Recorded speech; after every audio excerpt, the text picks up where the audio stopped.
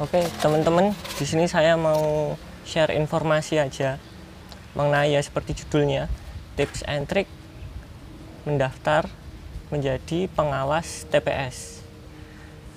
Untuk kalian yang udah klik video ini berarti teman-teman udah tahu infonya. Kalau saya tahunya di IG Bawaslu Jateng.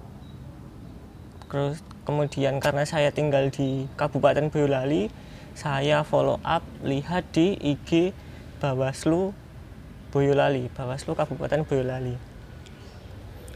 Untuk metode pendaftarannya, yang pertama itu teman-teman harus, kalau saran saya ya, download aja form pendaftarannya.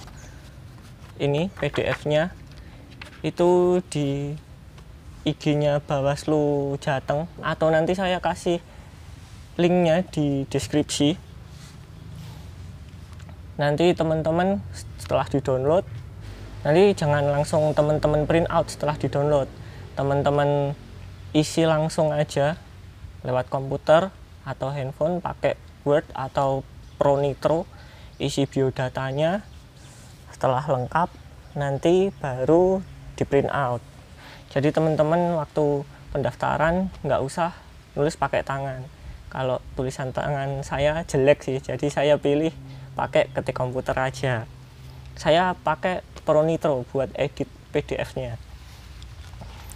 Kemudian yang nggak perlu teman-teman isi dan teman-teman print out itu lembar pertama, kedua, ketiga. Yang isinya itu pengumuman.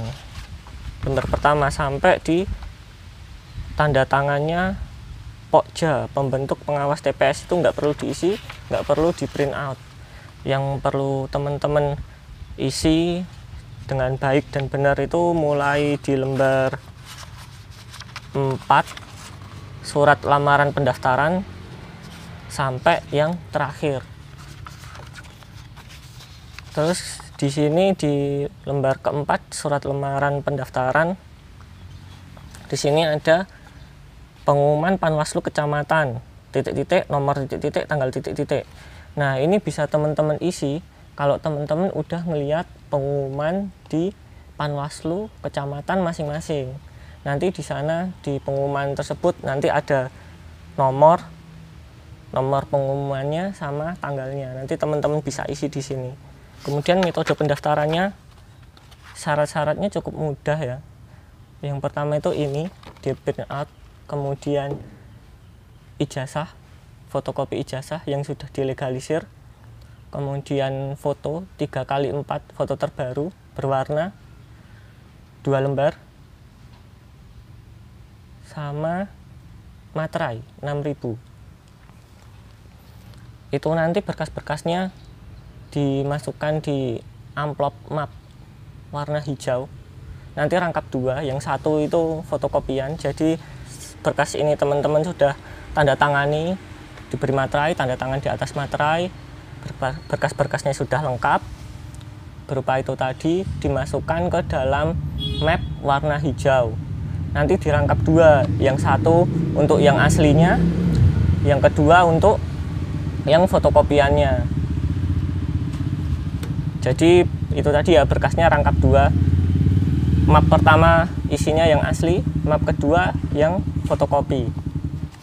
Kemudian nanti teman-teman bawa berkas-berkas tersebut ke Panwaslu Kecamatan. Nanti setelah berkas-berkasnya diterima sama pihak Panwaslu Kecamatan, teman-teman nanti bakal dapat lembar kayak gini. Setelah dapat lembar kayak gini, nanti teman-teman tinggal antri interview aja. Nah, di interview ini nih, saya bakal kasih contoh pertanyaan yang sudah saya alami waktu kemarin interview. Mungkin ini subjektif ya pertanyaannya, tapi ini sebagai referensi aja buat teman-teman. Pertanyaan-pertanyaan apa aja sih yang nanti bakal dilemparkan oleh interviewer kepada kita. Yang pertama itu saya ditanyain dapat info dari mana. Ya, saya jawab dari Bawaslu Jateng. Kemudian saya follow up ke Bawaslu Kabupaten Boyolali. Nah, itu berkasnya saya download dari sana. Kemudian saya memutuskan untuk mendaftar. Yang kedua, ada surat rekomendasi dari pihak tertentu atau tidak. Nah, itu persyaratan di lampiran terakhir itu ada, ya teman-teman bisa lihat nanti kayak itu rekomendasi dari pihak lain gitu. Kalau saya sih nggak ada.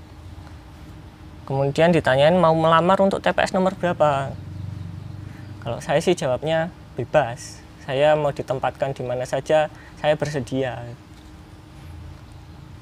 Kemudian ditanyain lagi ada berapa jumlah TPS di kelurahan Anda. Jadi teman-teman harus riset juga, tanya-tanya. Kalau teman-teman belum tahu ada berapa sih jumlah TPS yang berada di satu kelurahan tempat tinggal teman-teman. Kemudian nomor berapa TPS di tempat Anda tinggal.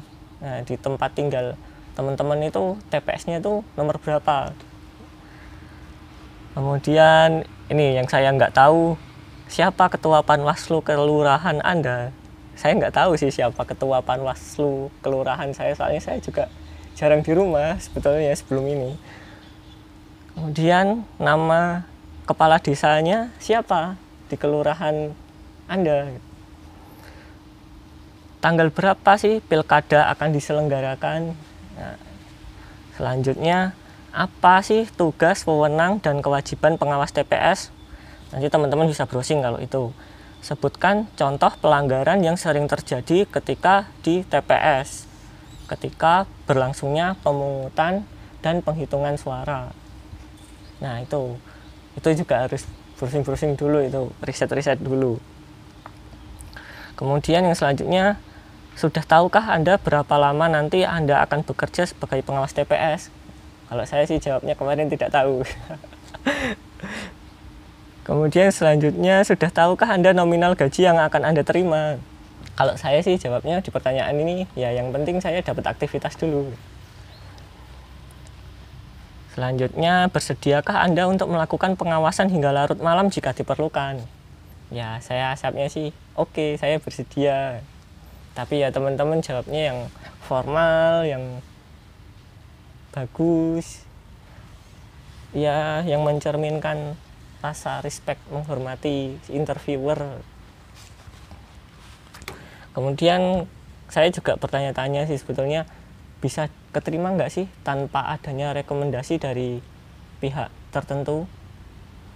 Kemudian saya yang bertanya-tanya selanjutnya itu, bisa nggak sih umur di bawah 25 tahun keterima jadi pengawas TPS. Ya, pertanyaan ini nanti bakal saya jawab ketika saya sudah dapat faktanya di lapangan. Jadi kalau ada pertanyaan-pertanyaan lain, mungkin teman-teman bisa komentar di bawah. Nanti bisa mungkin kalau saya tahu ya saya jawab, kalau saya nggak tahu ya saya akan bilang tidak tahu. Simpel kan? Oke, terima kasih, semoga bermanfaat.